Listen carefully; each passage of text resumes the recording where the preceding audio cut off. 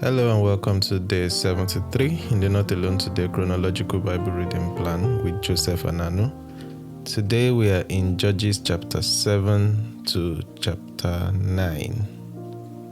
And we're still in the New Revised Standard Version, updated edition for this week. Chapter 7. Then Jerubbaal, that is Gideon, and all the troops who were with him rose early and encamped beside the spring of Harod. And the camp of Midian was north of them, below the hill of Moreh in the valley. The Lord said to Gideon, "The troops with you are too many for me to give the Midianites into their hand. Israel would only take the credit away from me, saying, 'My own hand has delivered me.' Now therefore, proclaim this in the hearing of the troops. Whoever is fearful and trembling, let him return home." Thus Gideon sifted them out. 22,000 returned, and 10,000 remained. Then the Lord said to Gideon, "The troops are still too many. Take them down to the water, and I'll sift them out for you there. When I say, 'This one shall go with you,' he shall go with you. And when I say, 'This one shall not go with you,' he shall not go with you."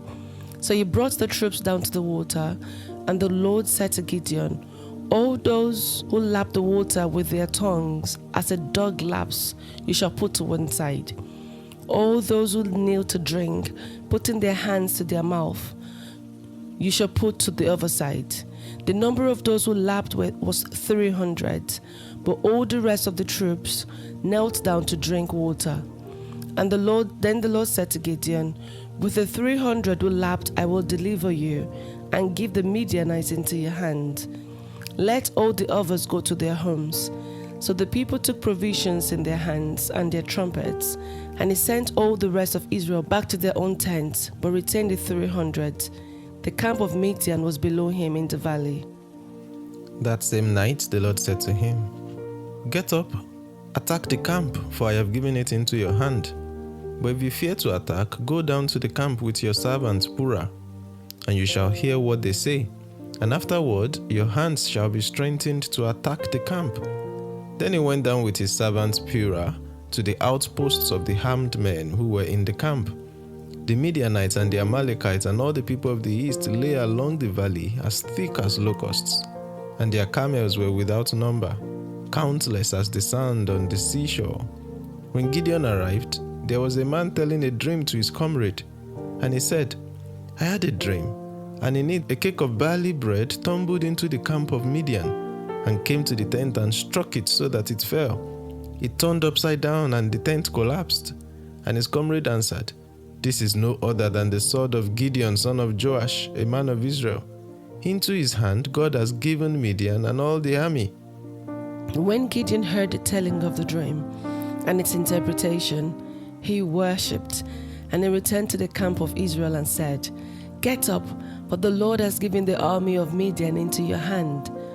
After he divided the 300 men into 3 companies, and put trumpets into the hands of all of them, and empty jars with torches inside the jars, he said to them, "Look at me and do the same.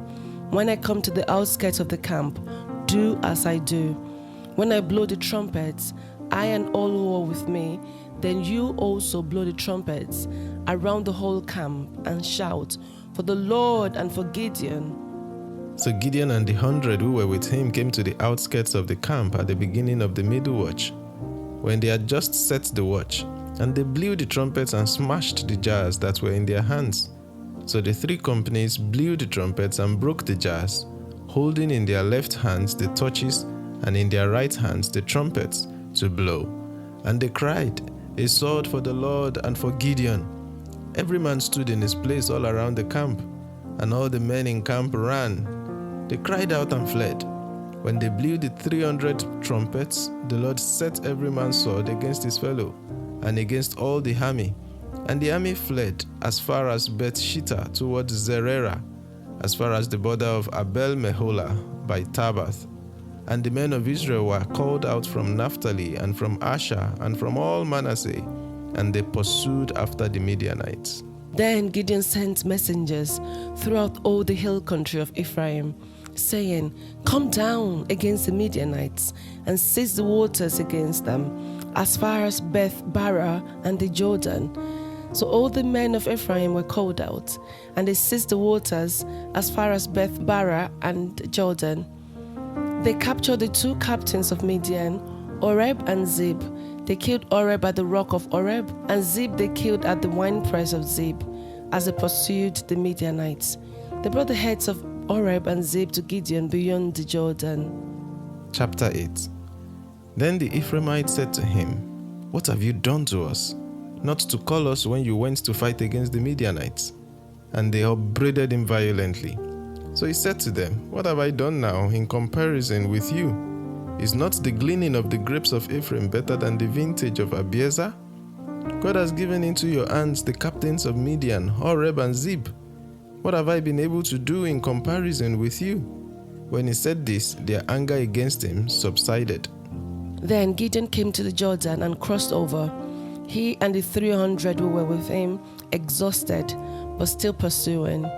So he said to the people of Succoth, "Please give some loaves of bread to my followers, for they are exhausted, and I am pursuing Zebah and Zalmunna, the kings of Midian." But the officials of Succoth said, "Do you already have in your possession the hands of Zebah and Zalmunna, that we should give bread to your army?"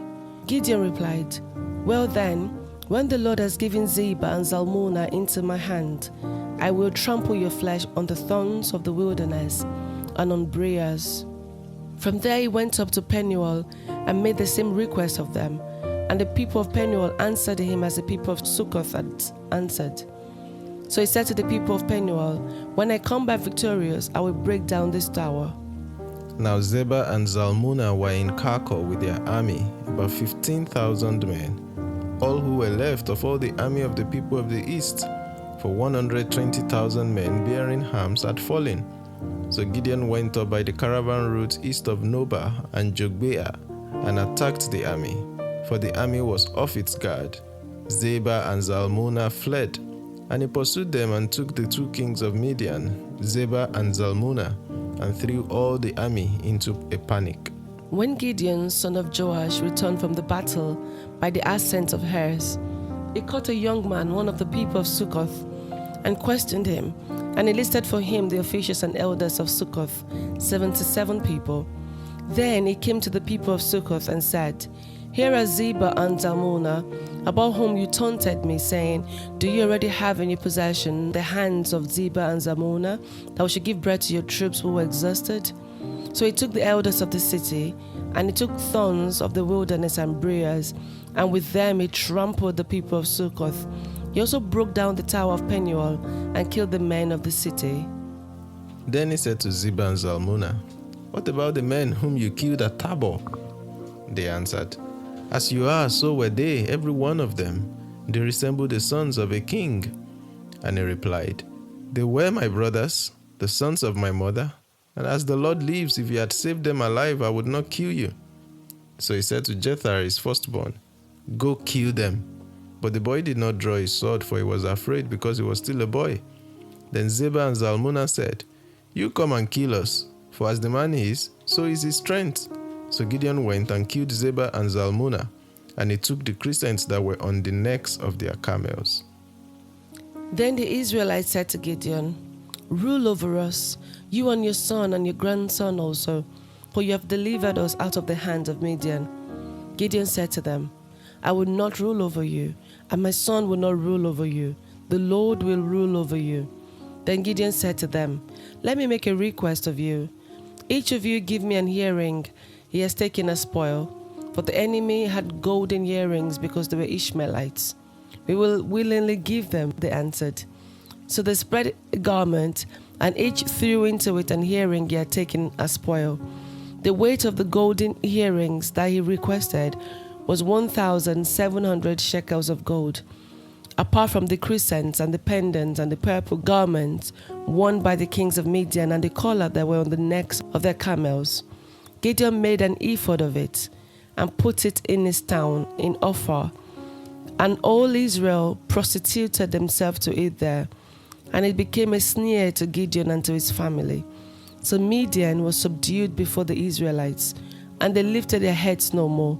So the land had rest 40 years in the days of Gideon. Jerubbaal son of Joash went to live in his own house. Now Gideon had 70 sons, his own offspring, for he had many wives. His concubine who was in Shechem also bore him a son, and he named him Abimelech. Then Gideon son of Joash died at a good old age and was buried in the tomb of his father Joash at Ophrah of the Abizrite. As soon as Gideon died, the Israelites relapsed and prostituted themselves with the Baals, making Baal-berith their god. The Israelites did not remember the Lord their God, who had rescued them from the hands of all their enemy on every side.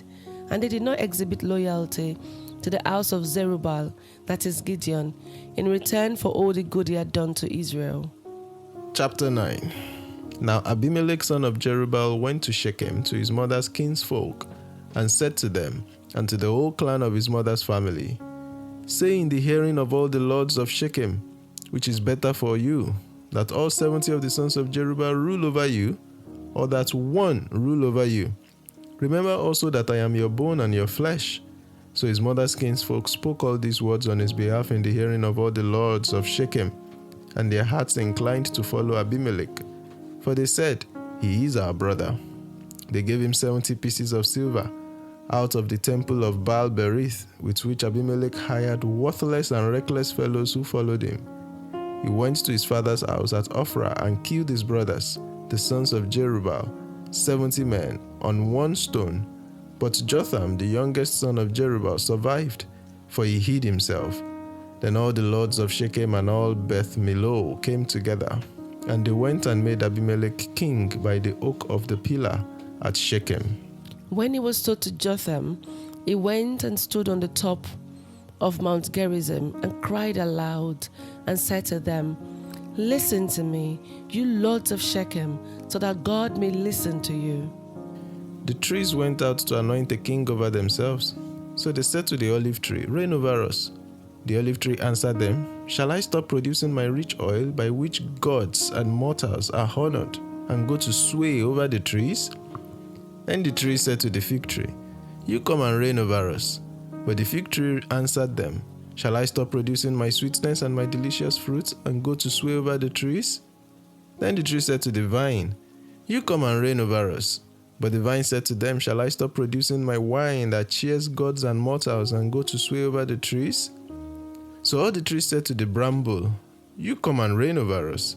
And the bramble said to the trees, If in good faith you are anointing me king over you, then come and take refuge in my shade. But if not, let fire come out of the bramble and devour the cedars of Lebanon. Now therefore, if you acted in good faith and honor when you made Abimelech king, and if you have dealt well with Jerubbaal and his house, and have done to him as his actions deserved, for my father fought for you, and risked his life, and rescued you from the hand of Midian, but you have risen up against my father's house this day, and have killed his sons, 70 men on one stone, and have made Abimelech the son of a slave woman king over the lords of Shechem, because he's your kingsman. If I say you've acted with good faith and honor with Jerubbaal and with his house this day, then rejoice in Abimelech, and let him also rejoice in you. But if not, let fire come out from the lords of Shechem and from Beth Millo and devour Abimelech. Then Jotham ran away and fled, going to Beer, where he remained for the fear of his brother Abimelech. Abimelech ruled over Israel 3 years. But God sent an evil spirit between Abimelech and the lords of Shechem, and the lords of Shechem dealt treacherously with Abimelech. This happened so that the violence done to the 70 sons of Jerubbaal might be avenged, and their blood be laid on their brother Abimelech, who killed them, and on the lords of Shechem, who strengthened his hands to kill his brothers. So the lords of Shechem set ambushes against him on the mountaintops. They robbed all who passed by them along that way, and it was reported to Abimelech. When Gaal, son of Ebed, moved into Shechem with his kinsfolk, the lords of Shechem put confidence in him. They went out into the field and gathered the grapes from the vineyards, trod them, and celebrated. Then they went into the temple of their God, ate and drank, and ridiculed Abimelech. Gaal, son of Ebed, said, Who is Abimelech? And who are we of Shechem that we should serve him? Did not the son of Jerubbaal and Zebul his officers serve the men of Hamor, father of Shechem? Why then should we serve him? If only his people were under my command, then I will remove Abimelech. I will say to him, increase your army and come out. When Zebul, the ruler of the city, heard the words of Gaal, son of Ebed, his anger was kindled. He sent messengers to Abimelech at Arumah, saying, Look, Gaal, son of Ebed, and his kinsfolk have come to Shechem, and they are stirring up the city against you. Now therefore, go by night, you and the troops who are with you, and lie in wait in the fields. Then early in the morning, as soon as the sun rises, get up and rush on the city. And when he and the troops who are with him come out against you, you may deal with them as best as you can. So Abimelech and all the troops with him got up by night and lay in wait against Shechem in 4 companies. When Gaal, son of Ebed, went out and stood in the entrance of the gate of the city, Abimelech and the troops with him rose from the ambush. And while Gaal saw them, he said to Zebul, Look, people are coming down from the mountaintops. And Zebul said to him, The shadows of the mountain look like people to you. Gaal spoke again and said, Look, people are coming from Tabor Erez, and one company is coming from the direction of Elon Meonin. Then Zebul said to him, Where is your boast now? You who said, Who is Abimelech that we should serve him? Are not these the troops we made light of? Go out now and fight with them. So Gaal went out at the head of the lords of Shechem and fought with Abimelech. Abimelech chased him and he fled before him. Many fell wounded up to the entrance of the gate. So Abimelech resided in Arumah, and Zebul drove out Gaal and his kinsfolk so that they could not live at Shechem. On the following day, the people went out into the fields.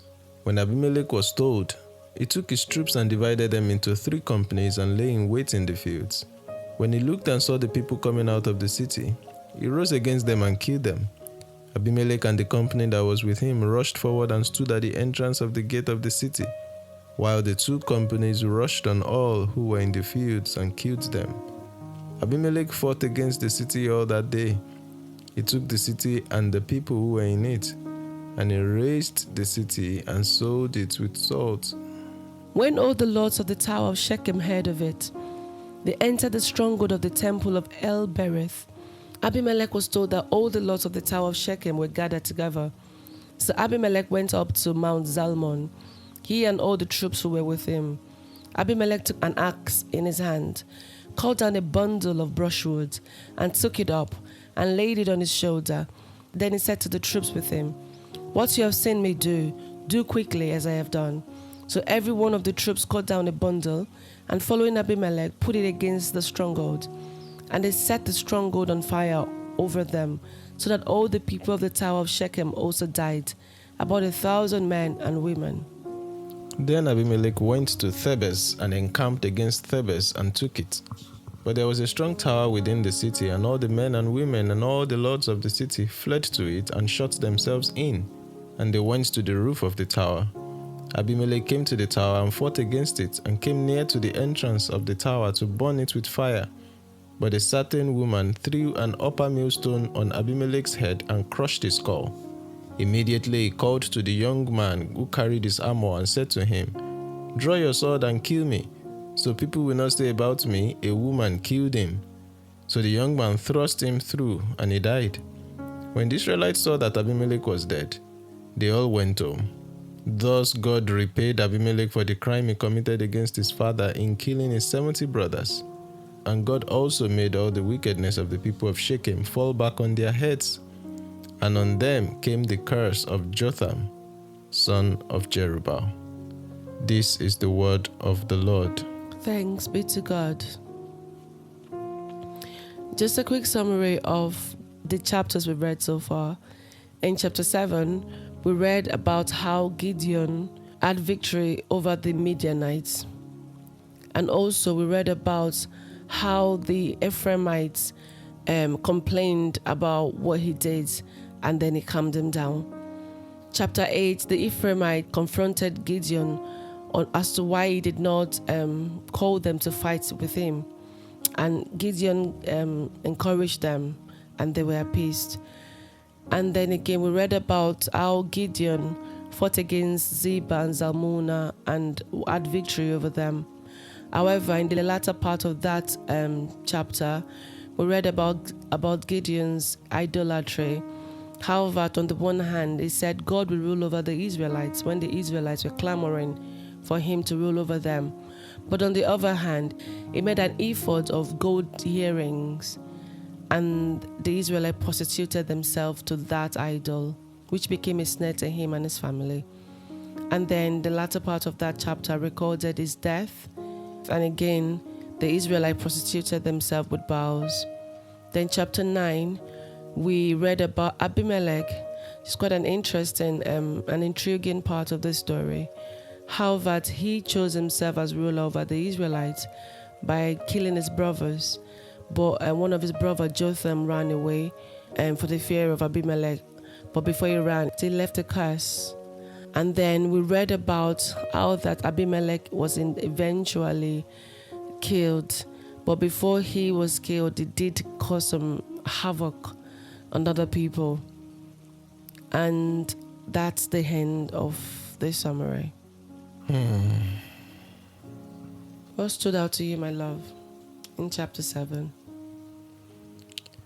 In chapter 7, the Battle of Gideon, it's surprising how God cut down the army from 32,000 to 300. Mathematically speaking, that's less than 1%.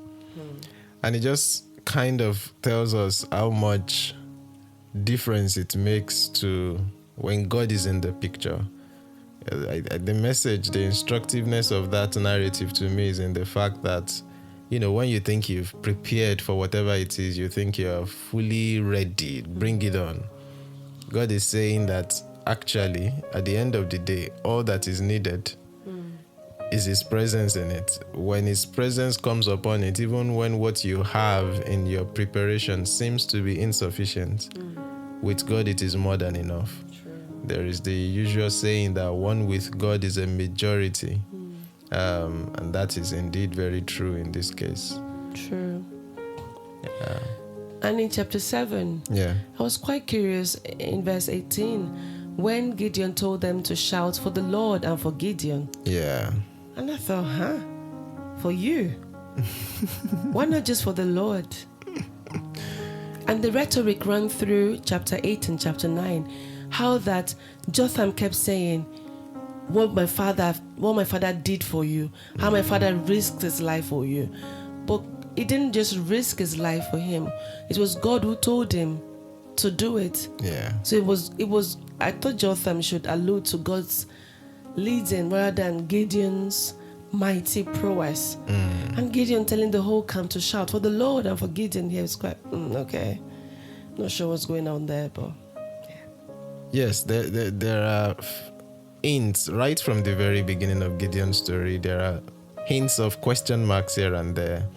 The whole throwing the fleece again and again. God had to tell him even at some point that, okay, you can go ahead now and go and fight them. But even if you are still unsure, just take a servant and go and listen to what they're saying and things like that. There are just quite a number of question marks. And then to have come from that reluctance to want to go to all of a sudden wanting to claim a part of the glory is quite a shift in the narrative. And of course, which leads me to what stood out to me in chapter 8, the very fact that with all of this success and victory, the end for Gideon wasn't good. He would end up sliding into idolatry. Of course, noteworthy, he rejected the fact that, they were going to make him a king. And he said to them, I will not rule over you. That's verse 23 in chapter 8. I will not rule over you, and my son will not rule over you. The Lord will rule over you. This was meant to be indeed the very template that the people were supposed to run with. But of course, as we go on in the narrative, we would see that this desire for a king, we are beginning to see glimpses of it now, but it's going to become full scale in the days of Samuel, and the people would say emphatically, we want a king that will rule over us. The way other nations have kings, we also want one. But actually, what God had always planned for them is for him to indeed be their ruler. So Gideon saying here, the Lord will rule over you, is very instructive. For us in the New Testament, in the New Covenant, in the New Testament era, the way this is played out is in what Romans 8 and verse 14 says, as many as are led by the Spirit of God. That's what Lord ruling over us looks like. We are led by the Spirit, and we acknowledge Jesus as our Lord and personal Savior, as our Master. We're always, yes, Lord. And we go where he sends us. Yes. Chapter 9, did anything stand out to you? Yeah, chapter 9, what stood out to me was what Jotham said before he ran away. Again, how that it was all about what my father did, what you're doing, and there was nothing about what God did in his rhetoric.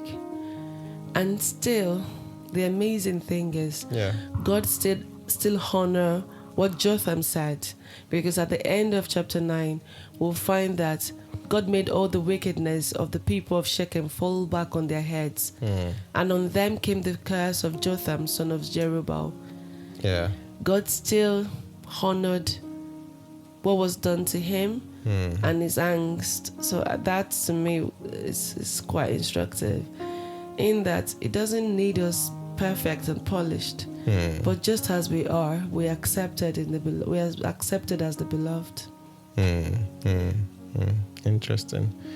I find the parable of the trees that Jotham gave also quite instructive, because, of course, just taking it in the context of what the parable is saying, the olive tree refused to lead, the fig tree refused to lead, the vine refused to lead, and then the bramble or the thorn bush, as some other versions put it, decides to say, yes, but as long as I'm going to be your leader, then you have to come and bow before me. How will all these other trees that are tall be ruled by this short, stouty plant that, is asking them to bow and take refuge in his shade? Otherwise, fire is going to come out of him to devour them. I think it just, in some sense, is instructive in the sense of us ensuring that when good leaders don't rise up, when people that should be in places of influence, righteous people, don't take their place, then indeed the wicked would rise to have influence over them instead.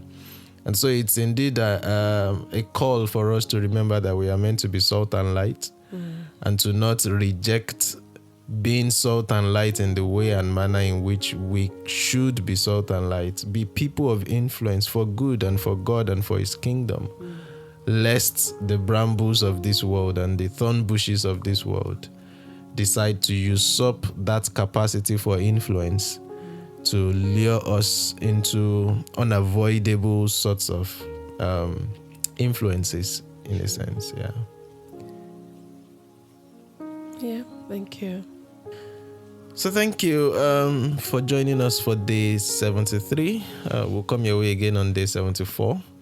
But till then, just remember, you're not alone today. God bless you. very much.